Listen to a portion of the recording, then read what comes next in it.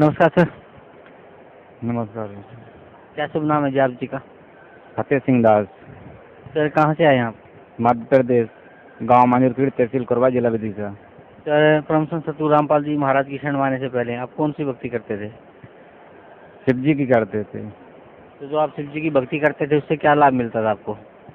अगर जी लाभ कुछ भी नहीं मिला, मगर अपन कोई जरिए नहीं था शिव जी की भक्ति से, और कुछ जानते नहीं थे, इसलिए उनकी भक्ति करते थे। फिर आप परमसंत सतगुरु रामपाल जी महाराज की शरण में कैसे आए? रामपाल जी महाराज जी की शरण में हमने एक भगत जी ने हमको एक पुस्तक दी ला के, गाँव के भगत जी ने। उन्होंने कहा आप इस पुस्तक को पढ़िए, आपको ज्ञान मिलेगा। हमने उस पुस्तक को पढ़ा तो हमें उसमें समझ में आया। हमने और पढ़ी, उसको 2-4 दिन पढ़ी। पढ़ने के बाद बरवाल आश्रम का पता पड़ा। उस पुस्तक के में जो लिखा था, आप तत्व की खोज करें।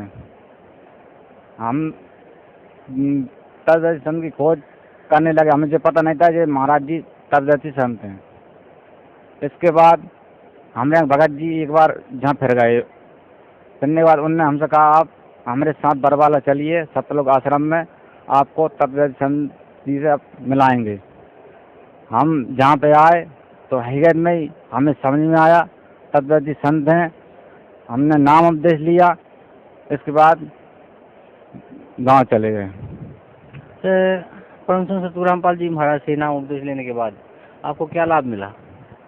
भगत जी हमको बहुत लाभ मिला, और सबसे बड़ा लाभ जब नाम दान लेके गए, जहाँ से बरसात का टाइम था, पहले तो हम बाहर सो रहे थे, पानी आया तो हमने डल्ला दी अंदर, उसमें खाट बिछा ली।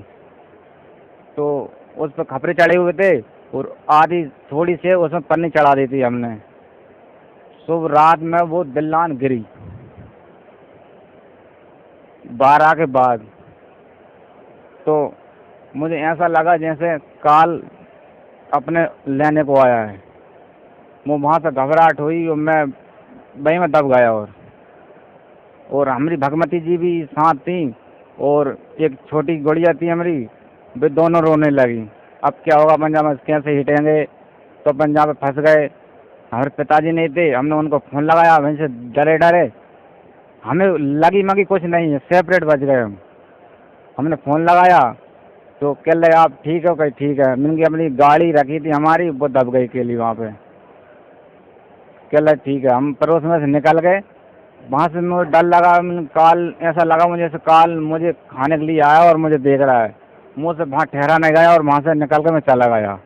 फिर सुबह आया, गांव में हमारा घर है, मैं परिवार रहता था, तो गांव में चले गया, दुकान में सोया। सुबह आया उठ के, तो फिर हमने गाड़ी निकाली। परमात्मा की कृपा से गाड़ी कुछ भी नहीं टूटी, ना उसका कांच टूटा, कुछ भी स्क्रैच भी नहीं आई, वो पूरी दबी थी। और जो हम पलंग पर सो रहे थे ना, वो पलंग पूरा धरती में बैठ गया। मगर उस समय हमारी भगवती जी कह रही आप जो पलंग पर हट जाइए, मुझे डर लग रहा है, ऐसा ना हो जो दिल्लन गिर जाए। तो ठीक है, तो डर लग रहा है। हमने और वो पन्नी लगी थी ना, उसमें खाट बिछा ली, और वहाँ पे महाराज जी कृपा से हम बच गए। सर परमसंत सतगुरु रामपाल जी महाराज से नाम उपदेश लेने के बाद आपको जीवन दान मिला, और जो आपके घर की जो छत गिर गई थी उसके नीचे आप दब गए थे, तो वहाँ से आपको मालिक ने सपरिवार बचाया, और आपकी जो गाड़ी थी वो भी ठीक ठाक निकल गई। तो भगत समाज को क्या संदेश देना चाहते हैं आप? मगर समाज को यही संदेश देना चाहता हूँ, बरवाला आश्रम में जगत के तारा नारायण, आप वहाँ पर जाइए और अपना मोक्ष कराइए। जी धन्यवाद आपका, बहुत बहुत धन्यवाद।